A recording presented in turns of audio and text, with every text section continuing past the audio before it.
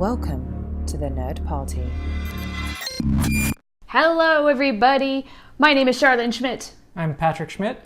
We just watched Believers, episode 10 of season 1 of Babylon 5, and it is now time to babble for 5. Before we get started, I did want to let you know that our episode of Babble for 5 is presented in surround sound. Yeah, you enjoy that little detail? Yes. That note aside, this is not exactly a belly laugh episode. Certainly, I would say the most controversial episode we have seen to date. People are all over the map with their reasons why. But I am very interested in what you think about it.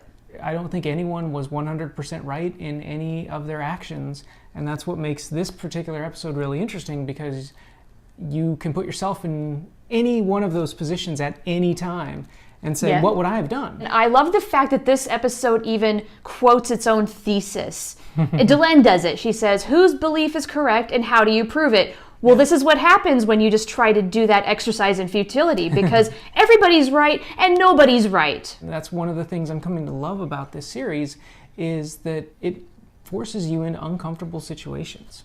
And it has absolutely no qualms about that. And they're not giving you the moral of the story about who was right in the end. I would say this episode goes even further than your typical Star Trek episode. And by the way, this was written by David Gerrold, who was highly involved in writing original Star Trek. And Star Trek would have you bring up all the multiple points of belief and then just go off, and maybe there's a happy ending and maybe there's not. Maybe we don't find out what happens.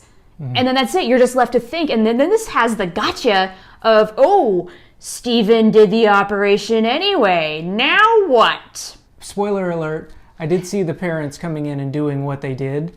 Yeah? You knew that was going to happen? Yeah, I knew that was going to happen. But what I also like about this and how they wrap this up, one of the last closing shots of this episode is just kind of a slow zoom on Franklin, just sitting there thinking. Yeah. And what that does is it allows us to think too. And I really think that's the sign of good storytelling, is you're pausing and letting people absorb what's happened. And you let the audience absorb through him. I'm glad you caught on to that, because I don't know if I've fully absorbed just how meaningful that is in terms of storytelling. And if this episode does not make you think, you are not watching properly. Like, seriously, did you hear anything anybody said? Check your air sac, sucker. Right? It might be a little clogged. Yep. There is an operation available. It's your choice to take it. Now, knowing what we know now, this kid was dead no matter what anybody did. Did you think that what Franklin did was the right thing? Oh, you're asking me to make a moral judgment? Do you not want to go there? Every single person who sees that episode is going to take something different away from it. It's true. And it's true. You know, I think a part of what makes this whole thing so controversial is just how arrogant everybody is. How people, like, how solidly everybody believes that they are right. The parents, their religion says they are the chosen ones. They think they are right. Steven has his knowledge and experience in medicine. He knows that he can save this child, and maybe, just maybe, if he strategizes well enough, maybe he can be so good that the parents come around when they get desperate for their child's life, and it blows up in his face. Arrogance is ultimately what killed this kid twice. And this kid was going to be dead no matter what happened. To steal a phrase, I hope I'm using it right, a Kobayashi Maru. It is a Kobayashi. Very good. It is a no-win scenario. You know what? You're damned if you do and you're damned if you don't. So one question for you. Do you think that Franklin took away any lessons from this experience? My initial gut reaction is no. They talk about it in the episode about what we hold sacred gives our lives meaning. He holds medicine sacred, and he holds his ability to help anyone who comes through his medbay get healthier. And when you hold that sacred, you don't compromise that. And he has kind of that power to play God. Like when he tells Sinclair, look, anybody who comes into that med bay, they want me to heal, make things go away, make things not so.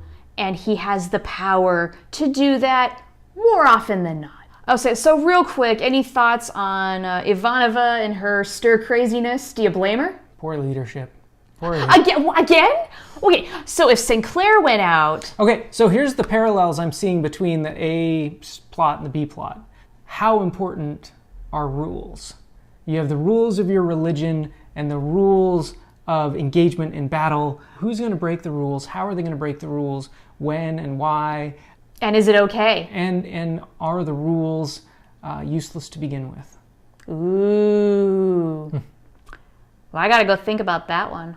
I mean, we could go into the intricacies of this episode for a long time, far more than 5 minutes. This is by no means comprehensive, but we gotta leave off there. So let us know what you think about Believers in the comments. Spoiler free, please. Only talk about what we've seen up to episode 10. Thank you. Yes, please, for the noobs. I'm a first-timer, first time through. Thank you. Yes, and let us know if you're a first-timer too. We want to welcome you to the party. We look forward to that, and we look forward to the next episode. So until then, everybody. See ya.